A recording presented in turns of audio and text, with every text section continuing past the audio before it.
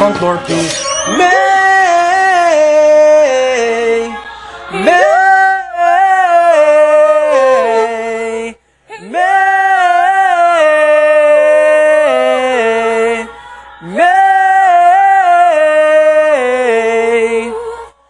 May, May. Try mo. Ako yung pas na. May. Ang sa to ang tinod yun ang actual, lagyan siya. May. Ato yung hold dito sa May.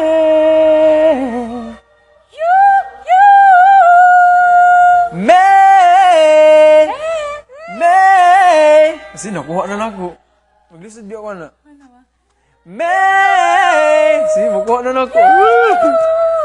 Sige, okay na. May. May. Living room. Oh, sige, sige.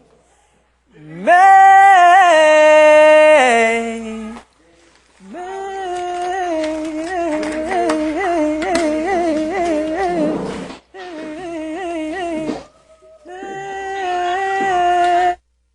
Ngayon na.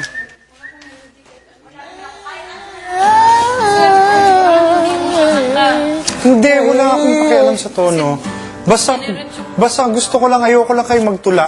Lagyan nyo lang ng melody yung ganyan, tapos pero gusto kong marinig paano kayo kakanta ng isang kanta na kayo ang gumawa ng lyrics na ini-explain nyo yung sarili nyo talaga. Naintindihan nyo yung exercise? Yung exercise, ganun. Diba? Sabi ko, wala akong pakialam sa tono. Kahit masintunado pa kayo. Wala akong pakialam sa rhyme. Pero gusto kong marinig kung ano yung nasa ibuturan ng puso nyo at kung kinanta nyo yun, anong dating. Oh, dito tayo lahat? Yes, sir. Sen. Ano si Sen? Oh, dali mo. Ligo. Oh yeah, you just made your nails. I'll open it for you. Laban sa'yo. Sa akin,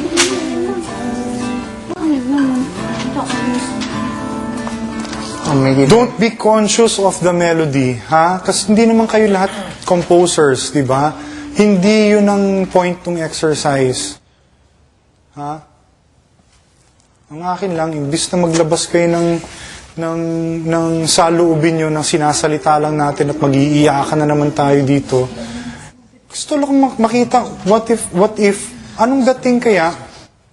Kasi hindi ba mayat maya kayo na nasasabihan ng, ano ba, i-feel nyo yung kanta every time ganyan, or you have fun with your song, or kung ano man, Lizelle, tanggalin mo na yung hiya mo, Poy, tanggalin mo yung kaba mo, La Arnie, masyado kang nako-concentrate sa kanta na nawawala ka na sa, yung ganun.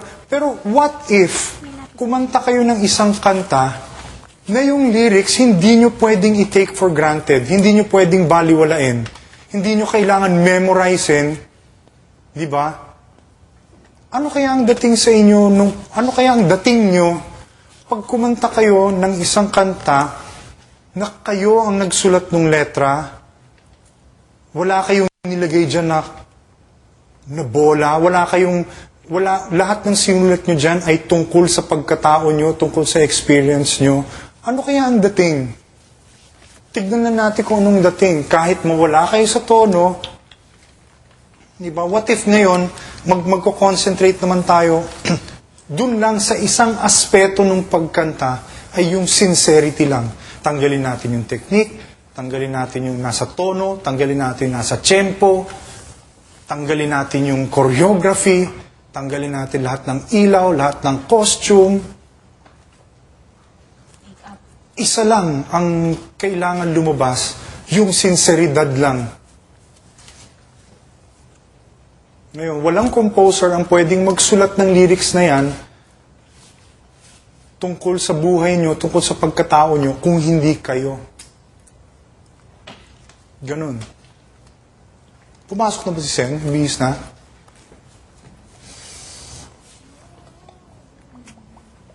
Sir, ito na. Naintindihan nyo? Naintindihan nyo? Yes, sir. So don't be conscious about the melody. Naku, ang ganda nung kay Miguel. Naku, ang ganda nung kay Iñaki. May chords pa. Naku, ang ganda nung kay Van. Ang ganda nung kay ano. Diba? Ganun. Diba? Wala. Hindi yun. Hindi yun ang intensyon. Hindi yun ang intensyon. Okay, kung sa tingin nyo, gusto nyong itula, adi itula ninyo. Pero the thing is kasi pag tinula nyo, baka mag-fall kayo dun sa, di ba, yung mga intonasyon na anatang makabayan, iniibig ko ang Pilipinas. Ito ang aking lupang sinilangan. Yung ganun. So ikanta nyo. Kasi meron din akong isang libro dyan, ewan ko kung nakita nyo nung nag-ayos kayo ng kwarto ko. Yung The Singing Cure. Nakita nyo? That is was written, yung The Singing Cure was written by a therapist na ginagamit naman niya ang singing to treat people with Parkinson's